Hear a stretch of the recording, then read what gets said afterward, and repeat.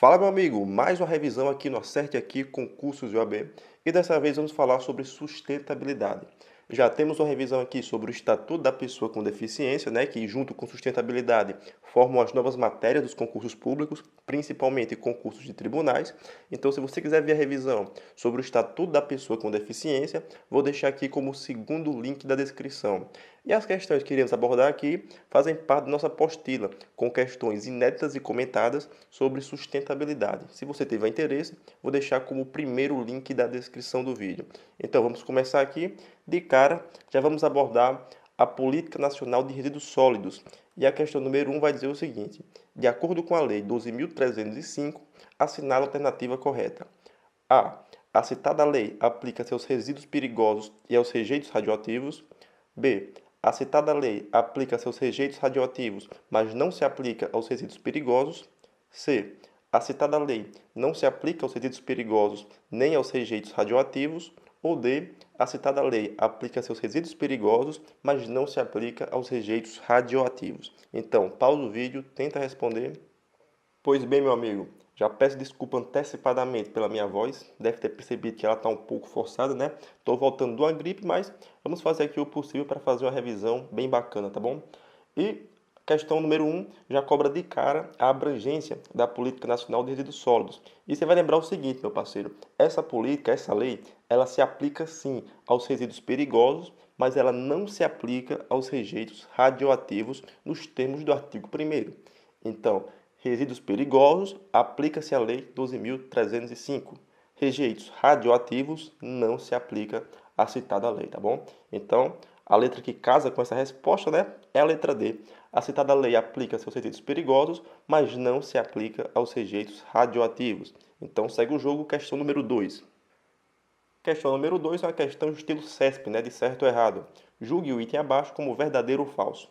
Para efeitos da Política Nacional de Resíduos Sólidos, considera-se reciclagem o processo de transformação dos resíduos sólidos que envolve a alteração de suas propriedades físicas, físico-químicas ou biológicas, com vistas à transformação em insumos ou novos produtos, observadas as condições e os padrões estabelecidos pelos órgãos competentes do CISNAMA e, se couber, do SNVS e do SUASA.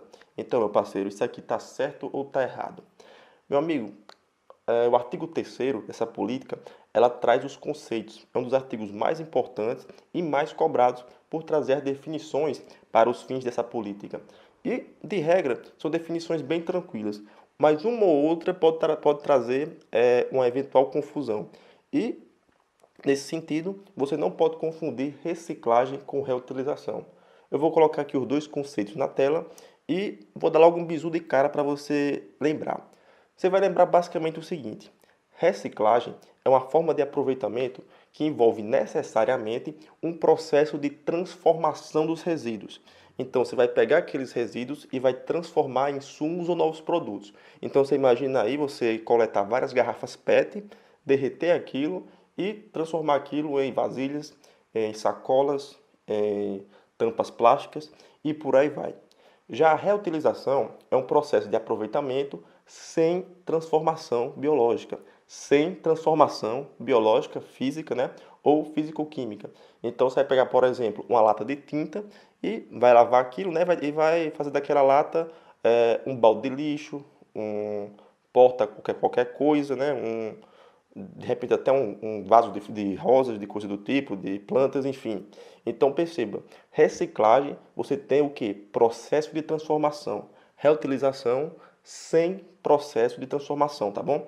Então eu vou deixar aqui os dois conceitos na tela. Decore basicamente esse bizu, né? Que você vai ter um processo de transformação, um processo mais complexo, né? Que é a reciclagem, e no outro é sem esse processo de transformação. Então pausa o vídeo aí, tenta dar uma revisada nesses conceitos, tá bom? E voltando para a questão, percebemos que ela está certíssima, ela reflete perfeitamente o conceito de reciclagem que está lá no artigo 3º, né? Dizendo que ela é um processo de transformação. Então, questão número 2, questão está corretíssima. Segue o jogo, questão número 3. Questão 3. Segundo a Lei 12.305, na gestão e gerenciamento de resíduos sólidos, deve ser observada a seguinte ordem de prioridade. E as opções, né? Ela traz essa ordem invertida de várias formas. Você deve assinalar qual ordem está correta. Então, pausa o vídeo. Pois bem, meu amigo. A Lei 12.305, ela vai dizer em seu artigo 9 que na gestão e gerenciamento de resíduos sólidos deve-se observar uma ordem de prioridade, né? Uma ordem a ser seguida. E que ordem é essa? Vamos lá, está aqui na tela. Primeiro, não geração. Segundo, redução. Terceiro, reutilização. Quarto, reciclagem. E aqui você já percebe, né, que há uma espécie de escala de complexidade. Você parte do mais simples e vai seguindo até o mais complexo. Veja bem, primeiro você não vai gerar. Segundo, você vai reduzir. Terceiro, você vai reutilizar, que é um processo bem mais simples que reciclar. Aí, quarto, você vai reciclar, que já é um processo mais complexo do que o anterior, né? Quinto, é o tratamento dos resíduos sólidos. E o sexto, a disposição final ambientalmente adequada dos rejeitos. Veja bem, disposição e não destinação, porque a própria lei ela vai distinguir esses conceitos, tá bom? Então você tem a destinação final ambientalmente adequada e tem do outro lado a disposição final ambientalmente adequada. E o que é que vai distinguir um do outro? Vou dar aqui um bizu bem rápido. Você vai lembrar o seguinte: destinação final, como o nome sugere, é dar um destino àquele resíduo. Um destino que pode ser a reciclagem, a reutilização, o aproveitamento energético e até a disposição final. Então, destinação final, você vai dar um destino àquele resíduo. E disposição final? Na disposição, você não vai dar um destino, você vai dar um fim àquele resíduo. Então, você vai distribuir aquele rejeito por aterros sanitários, tá bom? Então, fica essa distinção. Qual é a ordem? Não geração, redução, reutilização, reciclagem, tratamento e disposição final. Gabarito, letra C. Então, seguindo o jogo, questão de número 4. Questão 4 vai perguntar o seguinte: com base na Lei 12.305, né, ainda estamos falando sobre a Política Nacional de Resíduos Sólidos, julgue o item abaixo como certo ou errado. Ao dispor sobre a classificação dos resíduos sólidos, a Política Nacional de Resíduos Sólidos estabelece que, em determinadas circunstâncias, os resíduos de estabelecimentos comerciais e prestadores de serviços, se caracterizados como não perigosos, podem, em razão de sua natureza, composição ou volume, ser equiparados aos resíduos domiciliares pelo Poder Público Federal. Então, meu amigo, isso daí está certo ou está errado? Meu parceiro, quando a gente fala de classificação dos resíduos sólidos, é bem tranquilo, porque só existe basicamente dois critérios para classificá-los, segundo a própria Lei 12.305. Você vai classificá-los quanto à origem ou quanto à periculosidade. No que se refere à primeira classificação, eu vou deixar aí na tela um quadro, certo? Um quadro que está no nosso material, que trata da classificação quanto à origem. Não vou falar sobre cada uma, porque não é o objeto da questão. O que nos interessa aqui é a classificação quanto à periculosidade. Mas fica aí, você pode pausar o vídeo, tentar dar uma revisada, ou até mesmo dar um print, e depois volta para essa classificação. Mas vou deixar aí na tela para você dar uma revisada, tá bom? O que nos interessa aqui é a classificação quanto à periculosidade, que eu vou colocar na tela agora. Então perceba, quanto à periculosidade, só existe também duas classificações: ou o resíduo é perigoso ou ele é não perigoso. Resíduo perigoso é aquele que, em razão de suas características de inflamabilidade, corrosividade, entre outras, apresenta um significativo risco à saúde pública ou à qualidade ambiental, de acordo com a lei, regulamento ou norma técnica. E qual é o interessante disso? O artigo 13, parágrafo único, ele vai dizer o seguinte: respeitado o disposto no artigo 20, os resíduos referidos na linha D do inciso 1 do caput, ou seja, os resíduos de estabelecimentos comerciais e prestadores de serviços, se caracterizados como não perigosos, podem, em razão de sua natureza, composição ou volume, ser equiparados aos resíduos domiciliares pelo poder público municipal. Então, como a questão trouxe poder público federal, a questão está incorreta. Então, só recapitulando, resíduos de estabelecimentos comerciais e prestadores de serviços, se caracterizados como não perigosos, podem, em razão de sua natureza, composição ou volume, ser equiparados aos resíduos domiciliares pelo poder público municipal, né? Então, você confere aí o erro, né? Não é poder público federal, mas municipal. Questão 4 está errada. Questão 5. A PNRS estabelece que para municípios com menos de espaço habitantes, o Plano Municipal de Gestão Integrada de Resíduos Sólidos terá conteúdo simplificado na forma do regulamento. O número que preenche corretamente a lacuna está em A, 10 mil, B, 20 mil, C, 25 mil ou D, 50 mil. Então, meu amigo, uma questão que não tem muito o que discutir, né? Uma questão decoreba. Você vai lembrar que essa política ela traz 6 planos e um deles é o Plano Municipal de Gestão Integrada de Resíduos Sólidos. E esse plano ele poderá ter conteúdo simplificado para os municípios com menos de 20 mil habitantes, na forma do artigo 19, parágrafo 2º. Mas muita atenção para o seguinte: a própria lei ela traz algumas situações nas quais municípios, mesmo com menos de 20 mil habitantes, não poderão ter esse plano com conteúdo simplificado. E quais situações são essas? São os municípios que integrem a área de especial interesse turístico, os municípios inseridos na área de influência de empreendimentos ou atividades com significativo impacto de âmbito regional ou nacional, e municípios cujo território abranja total ou parcialmente unidades de conservação.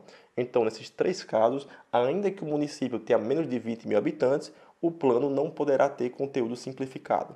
Então, questão número 5, gabarito, letra B de bola. Questão 6. Com base nas disposições da Lei 12.187, julgue o item a seguir como verdadeiro ou falso. Os instrumentos institucionais para a atuação da Política Nacional de Mudança do Clima incluem a Comissão de Coordenação das Atividades de Meteorologia, Climatologia e Hidrologia. Então, meu amigo, a gente já saiu aqui, né, da Política Nacional dos Resíduos Sólidos e passamos para a Política Nacional de Mudança do Clima. Essa lei, meu parceiro, é uma lei bem tranquila, uma lei pequena, mas ela tem um ponto que é muito explorado pelas bancas. E qual ponto é esse? É a distinção entre objetivos, diretrizes, instrumentos e instrumentos institucionais. Então, você pega aí o artigo 4º ao 7º e tenta dar uma decorada aí, tenta fazer o que você puder, tá bom? Mas a questão cobra os instrumentos institucionais, que são os mais fáceis porque só são 5. Quais são esses instrumentos? Estão lá no artigo 7º. São o Comitê Interministerial sobre Mudança do Clima, a Comissão Interministerial de Mudança Global do Clima, o Fórum Brasileiro de Mudança do Clima, a Rede Brasileira de Pesquisas sobre Mudanças Climáticas Globais, a Rede Clima, e a Comissão de Coordenação das Atividades de Meteorologia, Climatologia e Hidrologia. Qual bizu? Confore. Então, questão número 6 está correta, né? Está correta conforme o artigo 7º, inciso 5º da lei. Então, segue o jogo, questão número 7. A Lei 12.187 estabelece que, para alcançar os objetivos da Política Nacional de Mudanças do Clima, o país adotará como compromisso nacional espaço ações de mitigação das emissões de gases de efeito estufa, com vistas a reduzir entre espaço e espaço suas emissões projetadas até 2020. Os dados que preenchem corretamente as lacunas estão em. E aí, ela dá as opções, né, para preencher as lacunas.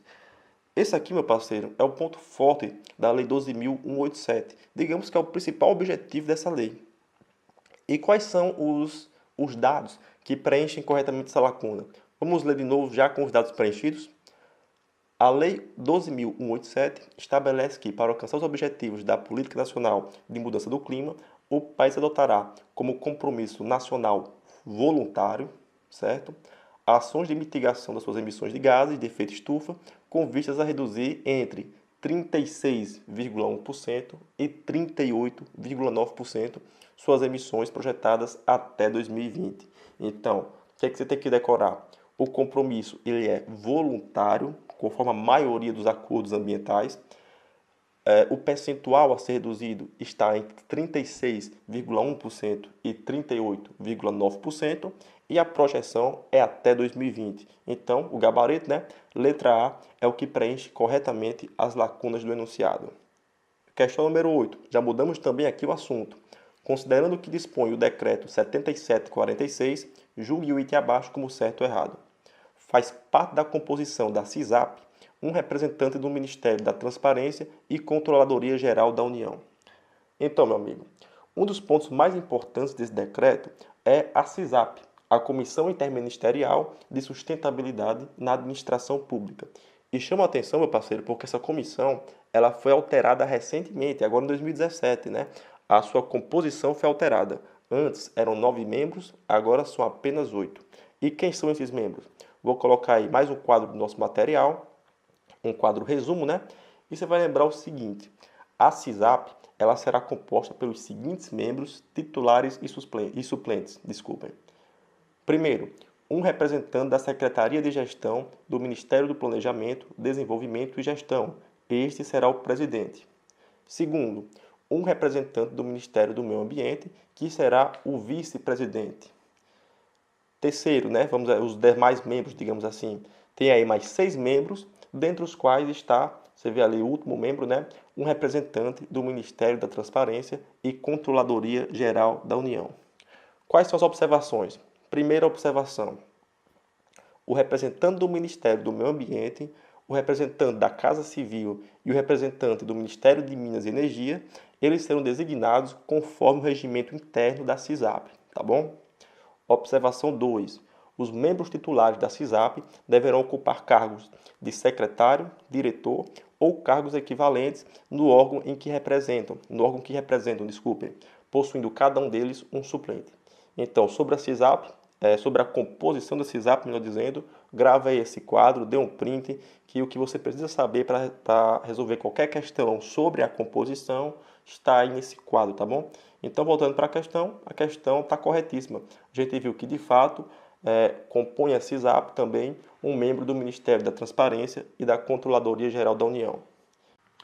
Seguindo o jogo, questão 9 vai dizer o seguinte: ainda considerando as disposições atinentes à CISAP, julgue o item seguinte como certo ou errado. A Secretaria de Gestão do Ministério do Planejamento, Desenvolvimento e Gestão exercerá a função de Secretaria Executiva da CISAP.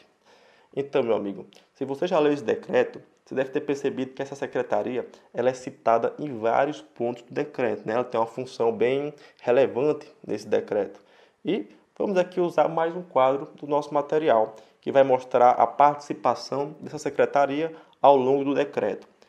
E você vai lembrar o seguinte: quando o tema é Secretaria de Gestão do Ministério do Planejamento, Desenvolvimento e Gestão, você vai lembrar que a CISAP ela é vinculada a essa secretaria. Você vai lembrar que a presidência da CISAP cabe a um representante dessa secretaria. Você vai lembrar que compete a CISAP propor à secretaria o disposto no artigo 11, inciso 1, depois vai lá dar uma lida. Você vai lembrar que compete a essa secretaria, como órgão central do sistema de serviços gerais, expedir normas complementares sobre critérios, práticas e ações de logística sustentável. Você vai lembrar também que essa secretaria ela exercerá, sim, a função de secretaria executiva da CISAP, tá bom, meu parceiro? Então, a questão está correta. A Secretaria de Gestão do Ministério do Planejamento, Desenvolvimento e Gestão exercerá, sim, a função de secretaria executiva da CISAP. Então, meu amigo, chegamos ao último ponto da revisão, né? A Resolução 201/2015. E quero relembrar que se você quiser adquirir o material completo, vou deixar aqui como o primeiro link da descrição do vídeo. Mas vamos lá. A questão número 10 vai dizer o seguinte: a Resolução 201/2015 do CNJ traz algumas definições importantes ao longo do seu texto. Nesse sentido, assinala a opção que contém uma definição incorreta, né? Buscamos a questão errada. Letra A. Prática de sustentabilidade. Métodos utilizados para avaliação e comparação de bens, materiais ou serviços em função do seu impacto ambiental, social e econômico. B. Resíduos recicláveis descartados. Materiais passíveis de retorno ao ciclo produtivo, rejeitados pelos órgãos do Poder Judiciário. C. Inventário físico-financeiro. Relação de materiais que compõem o estoque, onde figuram a quantidade física e financeira, a descrição e o valor do bem. D. Ponto de equilíbrio. Quantidade ideal de recursos materiais necessários para a execução das atividades desempenhadas por uma unidade de trabalho sem prejuízo de sua eficiência. Então, meu amigo, a Resolução 201 ela vai trazer em seu artigo 3º os seus conceitos, as suas definições. Em regra, são conceitos bem tranquilos, conceitos bem relaxados. Só um ou outro que vai trazer alguma dificuldade. E um desses são os conceitos de prática de sustentabilidade e critérios de sustentabilidade. Eu vou deixar os dois na tela para você pausar o vídeo e dar uma revisada, mas já vou dar o seguinte bizu. Perceba, práticas. Quem pratica, pratica o quê? Ações. Então, quando você vê práticas de sustentabilidade, você vai ligar como palavra-chave ações. Práticas são ações. e critérios são métodos. Então perceba, só com esse bizu a gente já mata a questão. Vamos ver aqui? Ó, ela pede a questão incorreta e vai definir práticas de sustentabilidade, desculpem, como métodos. Tá errado. Práticas são ações. Então, só com isso a gente já matou a questão. Ela inverteu os conceitos, né? O gabarito, então, é a letra A. E aí, meu amigo, o que é que achou da revisão? Deixe nos comentários, inscreva-se no canal, compartilhe com seus amigos, certo? E nos procure também no Facebook. Bota lá, @professor Tony Nascimento ou acerte aqui concurso de OAB. Lá temos mais de 25 mil pessoas interagindo, questões comentadas todos os dias e materiais, resumos e por aí vai. Então, aquele abraço e até o próximo vídeo.